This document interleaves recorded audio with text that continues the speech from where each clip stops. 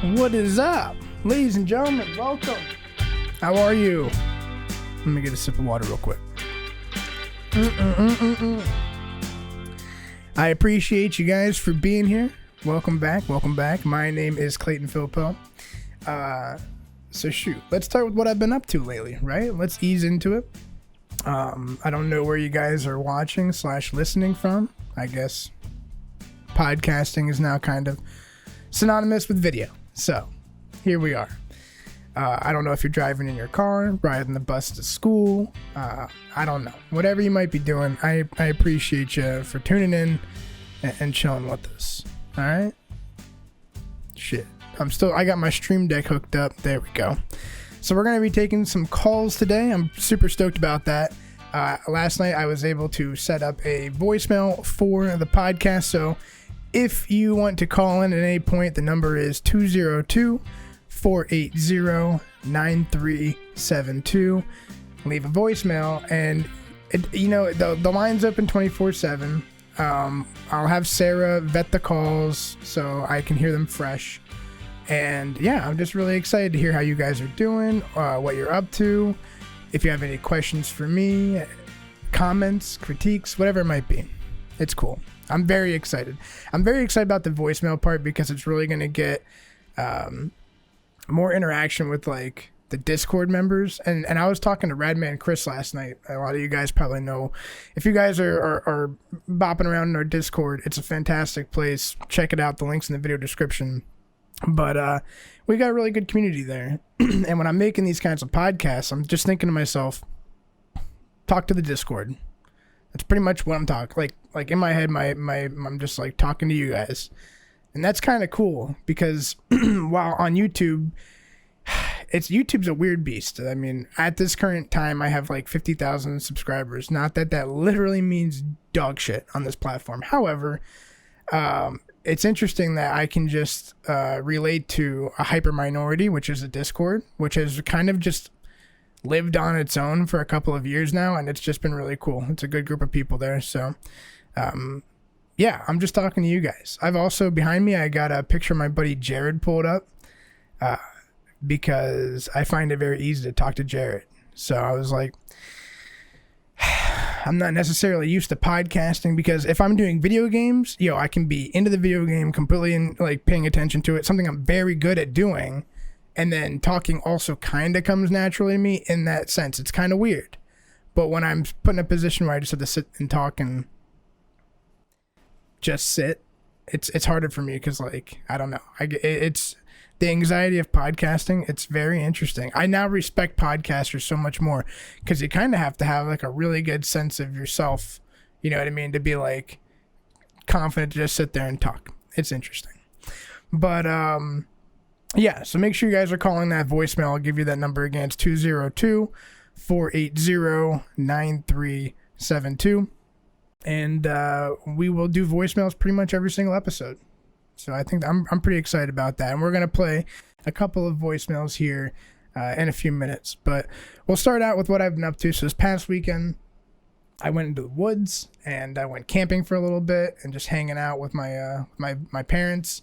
And that was fantastic. And I think that's so important. Like, you got to be able to get away. That you have to be able to put your phone down, disconnect from the computer. I love video games to death and I play every single night. But it's so important to, like, just disconnect a little bit and go out in the nature. And, it's just the best thing. And I don't know. It's very interesting to me because as a kid, I really appreciated nature a lot. Like, I've always had and I've always been like aware that I appreciated nature more than other people. Because when you grow up in central Pennsylvania, like, it is just woods. So I don't know. I really, really enjoy anything involving camping or hiking or yada, yada, yada. It sounds like a goddamn 19-year-old's Tinder profile right now. But I really do enjoy that shit. So that's pretty cool. But anyway, we got to their camp and my dad was like, hey, my high school is having a football game tonight. Do you want to go to it? And I was like, yeah, sure. And I've never been to first of all, I've never been to a high school football game to just spectate, really.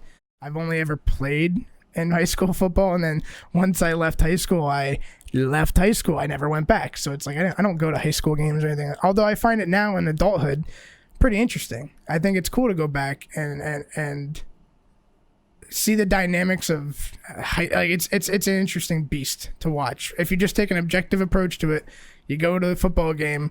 One, the football is freaking dope, by the way. Pennsylvania is just known for football. And this place that we went to, dude, it was the most packed football stadium I've seen for that level of sports. It was great. That was really cool. And secondly, it's like, oh man, you get in that environment and you're like, dude, this is so...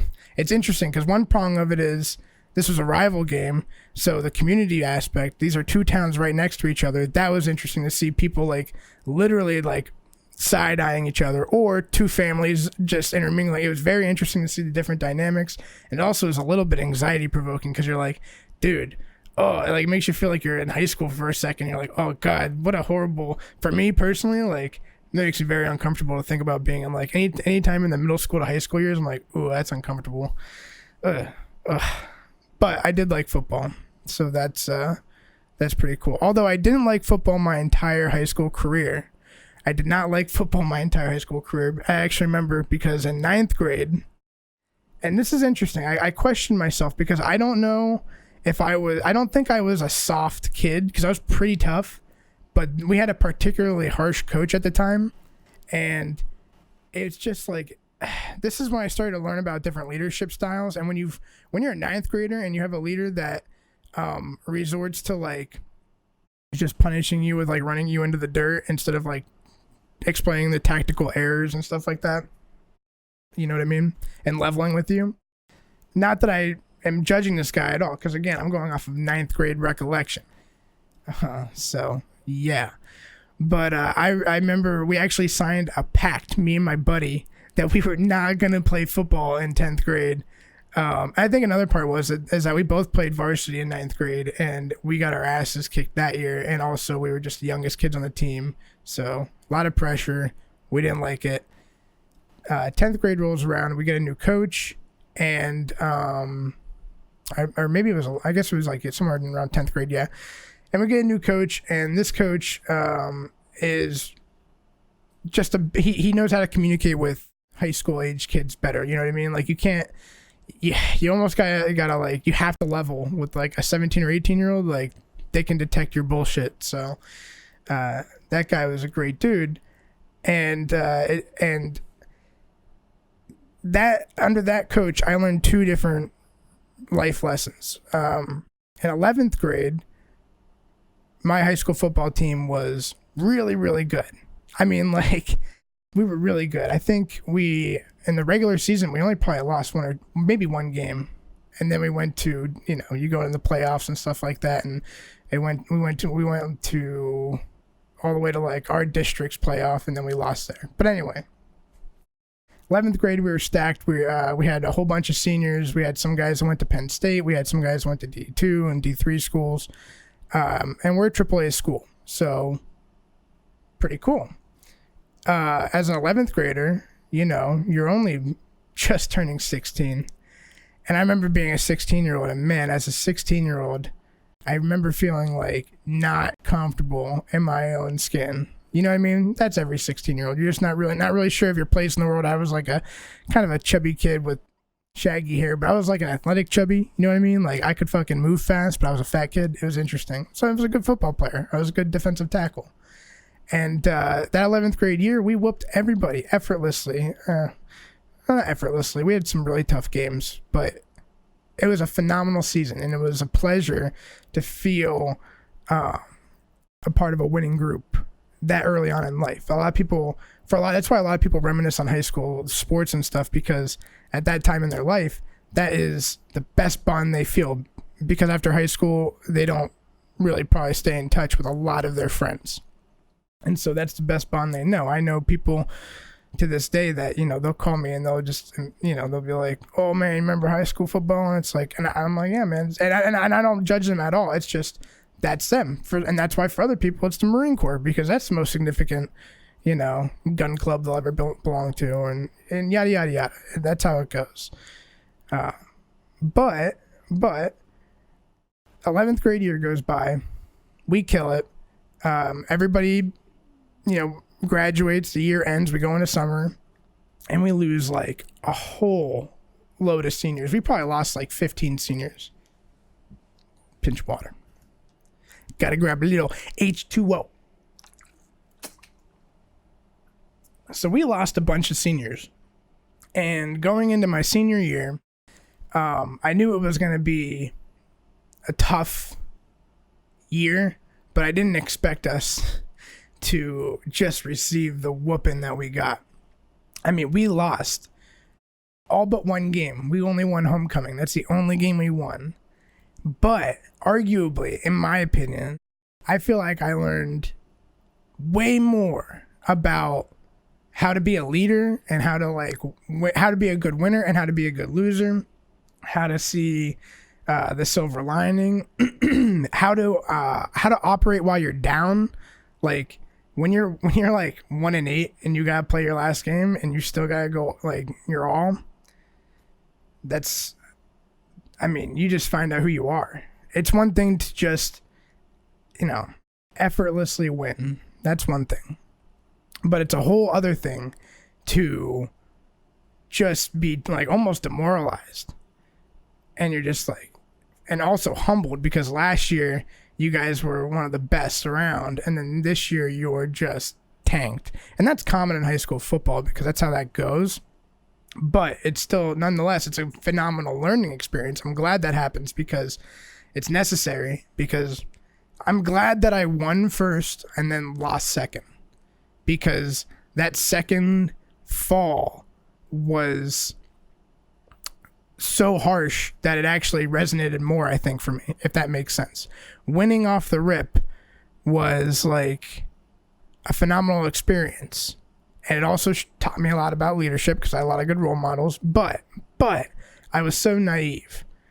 And then when you lose, you realize who you are, for one. You pull out every stop to make it work. Shifting personnel, different plays, whatever it takes. And that's almost a metaphor for anything you do in life, I feel. And it's just very interesting to me that I remember that being just one of the most significant things at the end of my high school football career, right before I went into the Marine Corps. I remember that transition being like, looking back and being like, I remember being very self-aware at that time. I remember being like, I am going to appreciate these losses. You know what I mean? Like the feeling of complete defeat. Your stomach is just in the pit of your, like, it's just falling through your ass. You're just like, fuck this, dude. And you don't want to talk to anybody, and it's just like an embarrassing ass feeling, and you'd rather just sit in your room and not come out. That's a good feeling to have to experience in a controlled environment, like losing in a high school sport, because then it's just all good stuff. And I mentioned that because that's all great life lessons, but also that thing caveated to me joining the Marine Corps. And it popped up on my little reminder app that on this date, 7 years ago, I left for Marine Corps boot camp. One sec, y'all. Another pinch of water.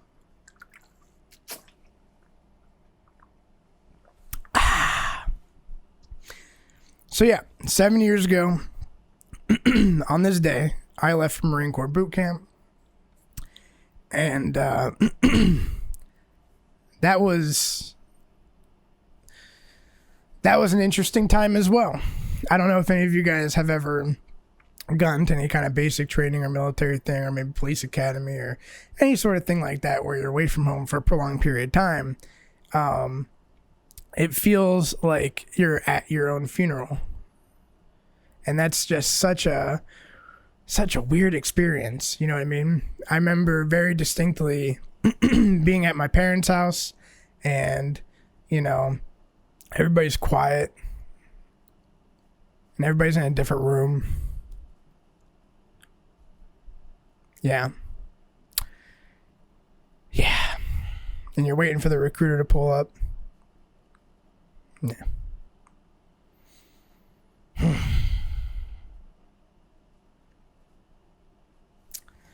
That brings up intense memories, yeah. It's interesting. It's interesting. Yeah, and if any of you guys have been through that, you know what I'm talking about. It's a weird feeling. I almost get you choked up. That's a great experience. And it was a great experience, to go into the Marine Corps having just got my ass kicked and using that as more motivation and, you know, and using those leadership tools, it caveated very nicely. So, there you go. Pretty cool. Pretty cool. So again, I got a little choked up there. Shit. It's cool. So my weekend was good. Going to that football game with my dad was fun. And it's super cool that I can see why he likes it, because, you know, he gets to see his friends there. So that's cool. All right, ladies and gentlemen, here we go. We set up that voicemail. Again, if you want to give it a call, it's 202-480-9372. All right, so let's go ahead over here and listen to some voicemails. Let's do it. All right, let's do it. All right. I believe we have 3. And again, I'm having Sarah right now vet these from here on out, and then I'll be able to listen to them fresh. So I have not listened to any of these yet. All right, caller number 1, here we go. Hey Clay, it's Jay here from California. Hey Jay from California. What's up, pal? Thank you. By the way, this is Jay from the Discord. Dude, appreciate you guys. Join the Discord. Here we go. My question to you is, would you prefer pizza or wings? And if so, from where? What? Did he just say, do you prefer pizza or wings? And if so, from where do you prefer? Okay. Let me think. Pizza or wings? Pizza or wings? All right, let me see how this works. I'm going to have to go with wings because I'm lactose intolerant. And if I ate pizza, it would clog me up. And it'd be bad news for everybody. Bad news for everybody. So, Jay, I appreciate you for calling in, testing out the voicemail a little bit. That's pretty neat. Thanks, Jay. Appreciate you, buddy. All right, let's go on to caller numero dos. Hey, Clay. My name's Jesse. I'm from What up, Jesse? North Carolina, and I stopped by to talk about myself. I am in an early college program, so I do high school classes and college classes. So I can graduate, when I graduate high school from there, I will get an associate's degree. Damn! Dude! That's freaking wild! So Jesse from North Carolina, I appreciate you for calling in, and he was just giving us a little tidbit about what's going on in his life. And so the dude is one of those brainiacs, you know what I mean? So I'm going to have to assume that you're probably around 17, 18, maybe, right? From what I got from that. So if you're in high school, you're one of those brainiac kids that was like, yo, you can just plug into the Matrix and just do math. Like what's that one movie with Tom Cruise in it where he's like, Minority Report. Phenomenal movie. And also good on you, dude. Personally, I did not have the mental fortitude. I shouldn't say I didn't have the mental fortitude. I didn't have the learned commitment yet. The learned attribute of committing to something. So I commend you for taking those steps to just further your education. That's freaking dope, dude. Wow. And you're going to get an associate's degree by the time you're out of high school. Holy shit. That's wild. And I can't even imagine. Dude, here's the other thing, Jesse. Your options are wide open. Do what makes you happy. So you have the opportunity to get as educated as you want, probably. I mean, you're smart enough, I believe, that you could get any scholarship you want if you can't afford college at this point. Just saying. So do scholarships. Even if you can't afford college and your family's loaded, do scholarships, dude. Like, it helps. It helps you in any way. Do scholarships. And I'm not even going to be a hypocrite because I'm going to do some scholarships too. So let me know if you find some, and I'll let you know about the ones I find for myself. We'll hold each other accountable. That's pretty cool. All right, Jesse. Yeah, thanks for the call, homie. I appreciate you. Cheers, buddy. Let's go on to caller number 3. These are great calls, dudes. I appreciate you very much. Hey, what's up, man? Been a subscriber for a while. My name's John.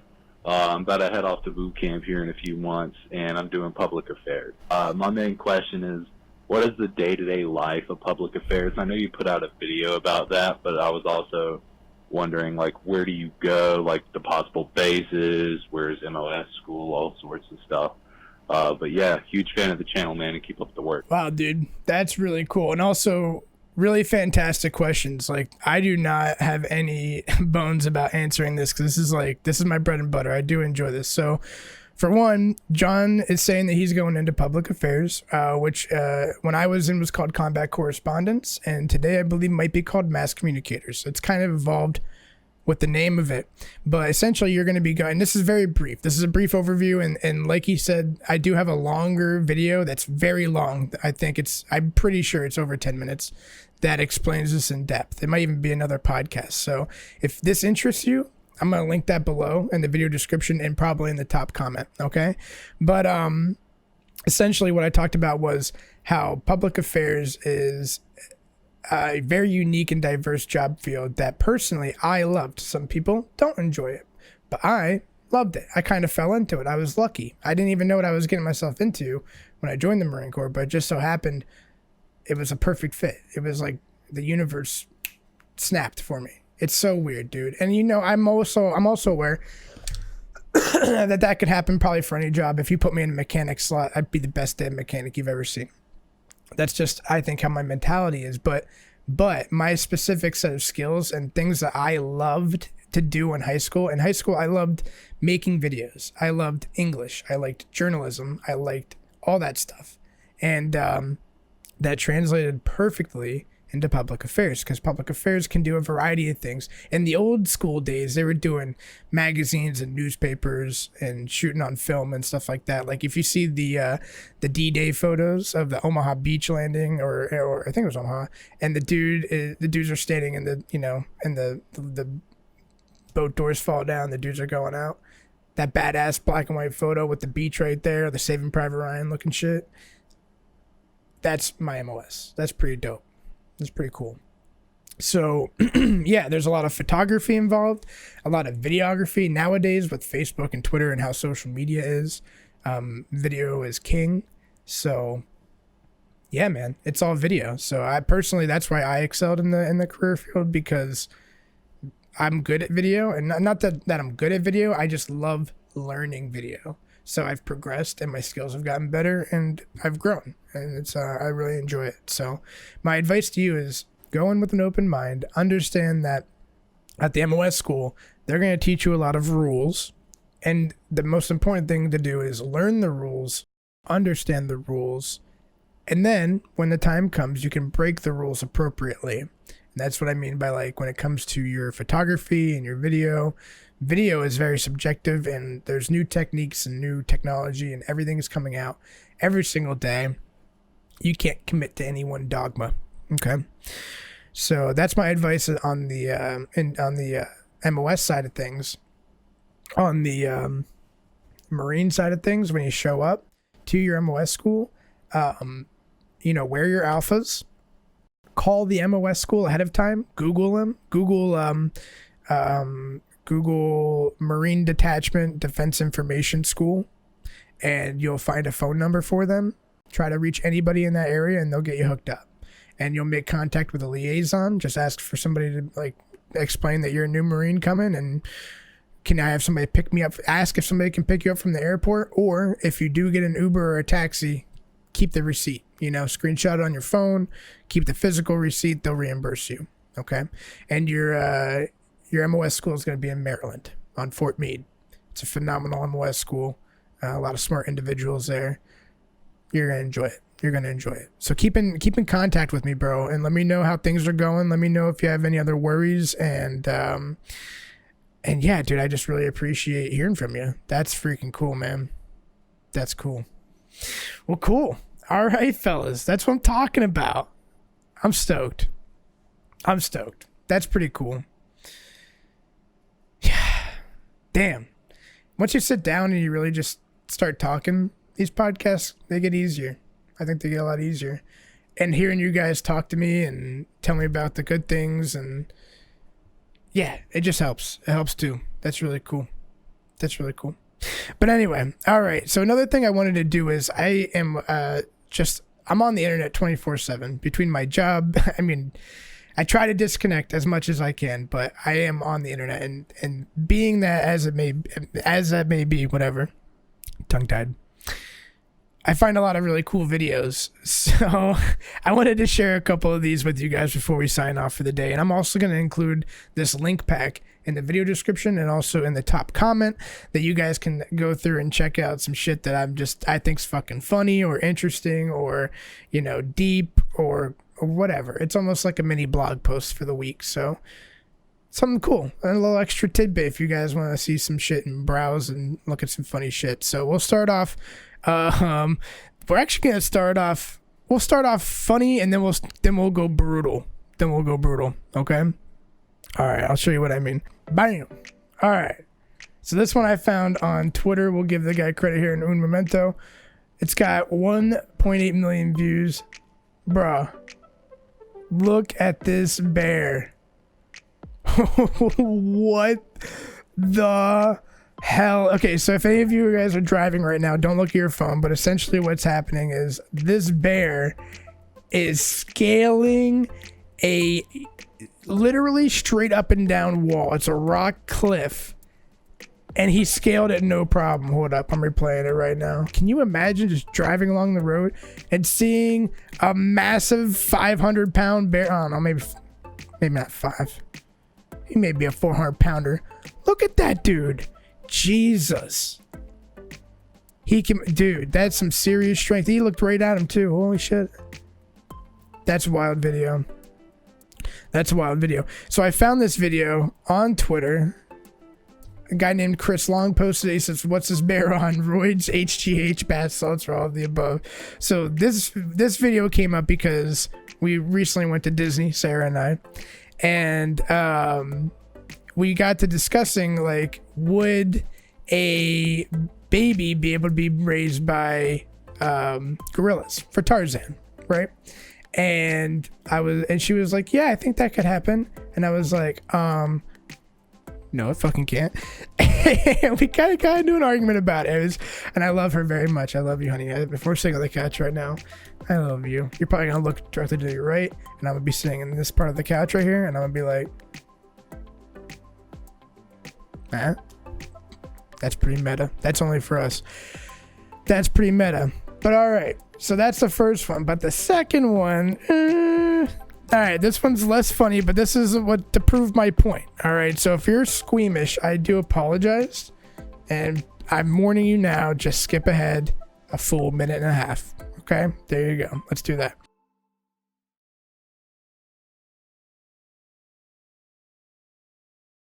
This one is to prove that nature is not as kind as people seem to think it may be in the movies. Like Disney, I feel like, and I believe other people have brought this up, and this is not a new thought, but this is essentially what I'm saying when I say, like, dude, animals don't give a shit about each other, generally speaking. Like, there's some species that just, like, unless they're they might even be their biological sons or daughters, and they'll just kill them. You know what I mean? Like, some animals in the animal kingdom are like that. Other animals will only care for their own biological offspring, and then if there's another of their same species, but it's a baby, they won't care at all. That's how it is. But this is how I believe it's a eagle. I believe it's a golden eagle gets its food, and that is a lamb or a goat. That's what it is. It's a mountain goat. Bruh.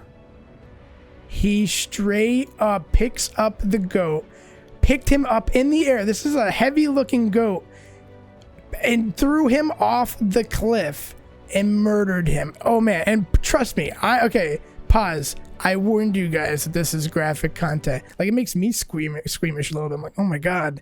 But it's just like, dude, that's just nature. It's almost beautiful that bird has learned and evolved how to do that. It's just nature at work. It's just the natural evolution of things. It's just a brutal thing. So humans kind of, I think, are like our culture kind of goes, ooh. But like from a hunter's standpoint, from like a central Pennsylvania standpoint, just kind of like being around like people that hunt stuff, it's kind of just like, that's nature. And I love my dog. I would never want my dog to have that happen to it, but somewhere in the middle of like South America, in the middle of like a plane, and birds gotta eat. You know what I mean? I don't know, dudes. So that's how that came up. But that was fun. I really enjoyed that. All right, and let's go on to the next one I found that I really enjoyed. Oh, and I need to give credit to these folks as well, by the way. That the Golden Eagle dragging mountain goats off cliffs. If you'd like to see the full video, it has 2.1 million views on this one, and it was uploaded by Marcyland. So there you go. Pretty crazy stuff. On to the next one. On to the next. All right, guys. Let's pull up the next video. This one's going to be called Building a Cabin from Pallet Wood, Cheap Off the Grid Homestead. And I found this video the other day. I believe it was on Reddit. I don't remember which subreddit it was. But these two dudes basically, it's just like it's a 24-minute video, something like that. I think I can see that from here. And it's completely silent, no words, and they just build a fucking cabin in the woods out of like pallets, like regular wood pallets. I'll go to grocery stores, pick it up for free, and they went out in the middle of their property, I guess, cleared out some land, and made themselves a freaking full-blown cabin, bro. Check it out. We'll go through the highlights of it, and I will, again, this is all going to be in the link pack. You guys can check out the full videos there. So here they are. They start out measuring some stuff out. They had to hand carry in these wood pallets because I'm guessing they're in a pretty remote spot. At least they're not, they're not on a main road. And these dudes just look like that. Like, first off, they got Grandelf there, and this dude's able to hammer in nails with one shot. I watch this shit, dude, and it's almost like, I don't even know, dude. It baffles me because like I see dudes like this that can just like, it's almost like they lightly, gently tap the fucking nail and it just goes straight into the wood. And then I try to hammer a nail and I cut my finger off, stub it. Look at that guy. 2 hits. Are you shitting me? Whatever, dude. He's a magician. So that's one of them. He's one of them boys. He knows what the hell he's doing with a freaking hammer. And yeah, so they go through, it's a lot of, and the ambient sounds beautiful. I'll actually turn up the sound real quick because it is pretty interesting here. I hope I don't get copyright hit for it, but. And this is literally the whole thing. Just wonderful sound and no speech. We'll let it ride for a second here. We'll cut ahead.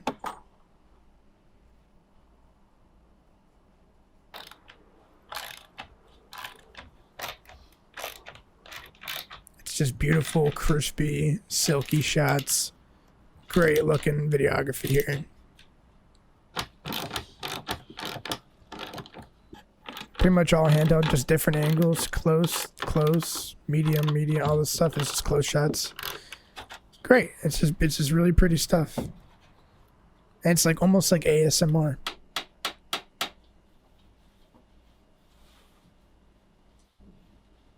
So they're coming along right now. We'll skip ahead about 3/4. I won't go all the way. I want you guys to watch the whole thing. There we go. Wow, they've got a full-blown kitchen. And this is all out of pallet wood. They've got a table, chairs, a bed. A window, full blown window. My God, that's pretty freaking cool, dude. It's pretty freaking cool. We'll skip ahead one more little bit because I want to see just a little bit more. I want you guys to watch the end of it though. Oh, they're making the roof for it and everything. I love when they go whole hog on stuff like this. And again, the sound design is freaking dope. It's really cool. It's something I enjoyed watching. I literally sat there. I watched the entire thing, and I don't regret it. It was the first ASMR type thing that I was just like, I love it. I really do.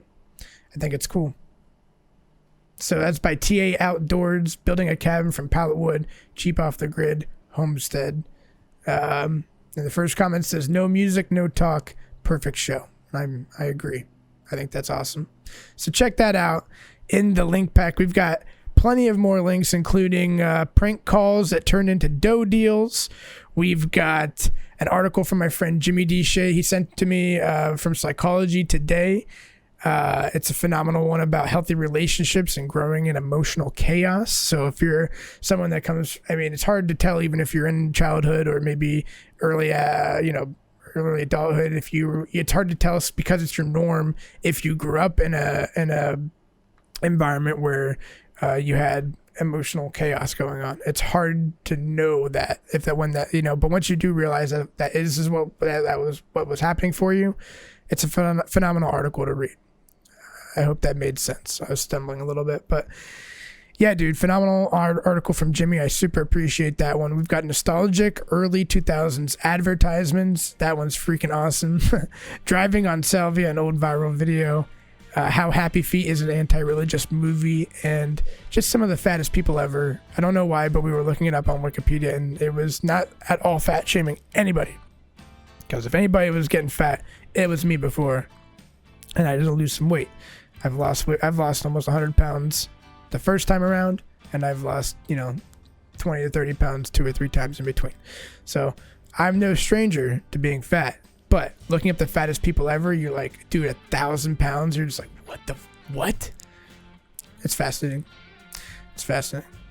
But anyway, I appreciate you guys very much. I feel like this is a great episode. I had a lot of fun. And yeah, dudes, I'm just happy I was able to sit down and talk to you guys. So send in more voicemails. I'm going to say the number again is 202-480-9372. Let me know how you're doing. Let me know if you have any questions or just, any encouragement or whatever, All right. All right, y'all. I appreciate you very much, and we will see you guys next time. Papa bless.